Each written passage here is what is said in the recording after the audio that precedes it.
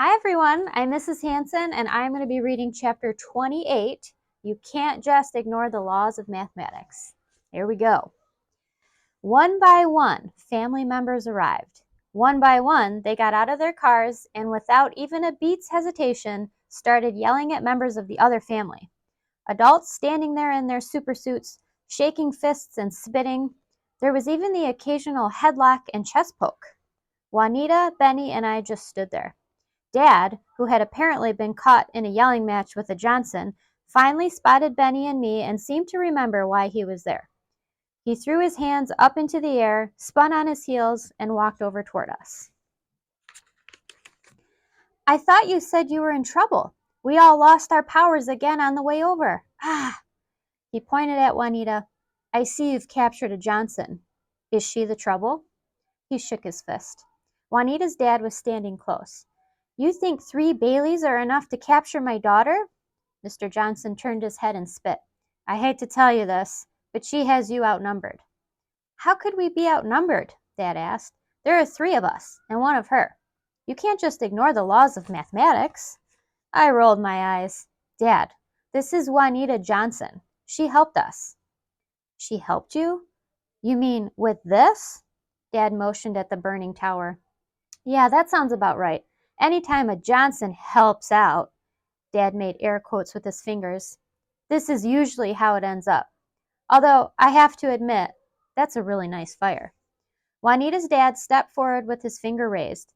I could tell he was going to engage in some chest poking. Dad, I shouted. Mr. Johnson, I have something to tell both of you, and I want you to listen without interrupting. Dad looked like he might protest, then folded his arms and waited. Mr. Johnson turned back on me, but he didn't walk away. While the rest of our families yelled and wrestled around us, I told both of the adults everything I knew about the Joneses. About how Grandpa Jones was keeping our families fighting so that he could do whatever he wanted without interference from superheroes. I explained about the tower and the powers and how we'd finally beaten October Jones. At least for now. By the time I'd finished, Mr. Johnson had turned around and I noticed Uncle Ralph, Jesse, and my new algebra teacher, Juanita's uncle, were all standing close, listening. I missed half the story, the Johnson said. Back up and start from the beginning. This time, Juanita told it. By the time she was done, half of the family members were listening and the other half were realizing that no one was fighting anymore. Finally, Benny told the whole story a 3rd time. He made sure that everybody knew it was his push-ups that made the entire thing possible.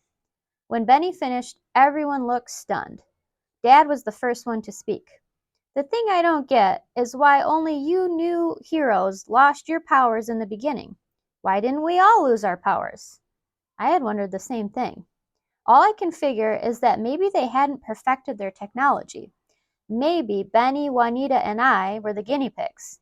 Once they saw that it worked, they built the larger tower and took away everybody's powers at once. Dad frowned, but nodded. I guess we won't know for sure unless we track one of them down. No one said anything for several moments. I took a deep breath. This was the hard part. We all have worthless powers now, I said, and we're up against an entire family of supervillains who could either have another device to give them their powers back or, at the very least, know how to make one. I paused and let that sink in. Within a few hours, or maybe a few days or weeks, there will be supervillains with powers right here in the city. We have to stop the fighting and work together, Juanita said. I don't help Baileys, Johnson said, spitting onto the snow. We don't have time for you people to be thick-headed, Juanita said. I looked down to hide my smile. I was starting to appreciate the way Juanita didn't pull any punches. I found Grandpa in the crowd of Baileys.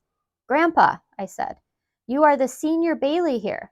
Will you agree to stop fighting the Johnsons? At least until we can find out what's going on? Grandpa looked thoughtful. I've sworn to fight evil, he said. I can't just... I turned to Juanita's grandmother, who had come to stand by her granddaughter. Mrs. Johnson, I said, my grandpa thinks you're a supervillain. Do you and the rest of your family promise, starting right now, to stop your evil ways? I wish I could have captured the look on Grandmother Johnson's face. Her eyes grew wide and her mouth opened and closed for at least 3 seconds before she could speak. We are not, nor have we ever been. I'd only known Juanita for about a week now, and already she understood how I thought. Rafter's not saying we're supervillains, grandmother. He's asking you if any of us intend to do anything evil in the near future. Of course not, Grandmother Johnson said. I can speak for every Johnson here when I say, I jumped in, Grandpa, Mrs. Johnson just promised that their family will stop being evil. Will you agree not to fight them anymore? But she's a supervillain, Dad said. She's probably lying. Now, son, Grandpa said, this boy's talking some sense. Family huddle. Grandpa put his arm around Dad's shoulder. A few other Baileys stepped forward and spoke in low voices. Grandpa folded his arms and stepped forward. I don't know if a Johnson can really reform. He unfolded his arms to shake a fist, then folded them again. But as a superhero, I believe in mercy and justice. We won't battle any of you villains until we hear of you. Not here, I said. The Joneses will just call us up pretending to be citizens and we'll be fighting again tomorrow morning. You have to actually see them doing something wrong.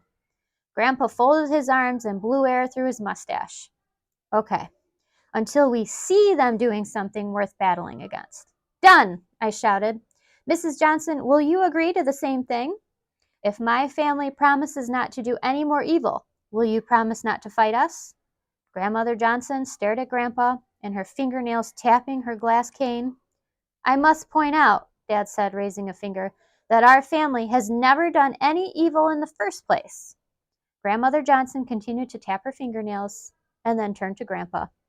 I don't know if it was a Jones or a Bailey that stole our powers. She paused long enough to spit. But I know evil when I see it. If there really is a new family in town, then my granddaughter is right. We must put aside our differences and focus our energies.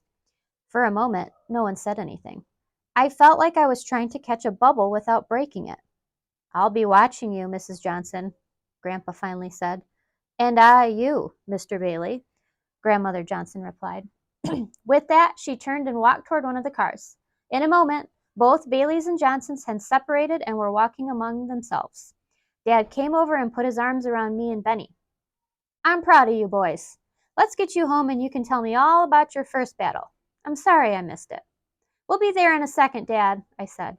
He raised an eyebrow and I looked over at Juanita, who was talking to her dad. Ah, yes. Dad went and stood by his car.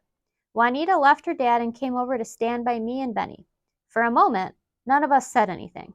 Then Benny started grinning, and the next thing I knew, we were all laughing. We did it, didn't we? I said. I mean, we really did it. Maybe, Juanita said. How long do you think the truce will last? I could hear doubt in her voice. I bet Aunt Verna has already tried to pull over one of your relatives for speeding, Benny said. I don't know, I said. I think it'll last. Did you see what happened there at the end? Juanita looked at me, confused. She shook her head. Both of them said the other person's name, I said. Juanita got it. Grandma didn't spit. And Grandpa didn't shake his fist, Benny replied. I nodded. Maybe this truce will stick after all. Benny started jogging in place. We have got to get our real powers back. That was so cool. What are we going to do next? I shrugged. We put our bikes in the trunk and go home. No, Benny said. After that. How are we going to track down October Jones?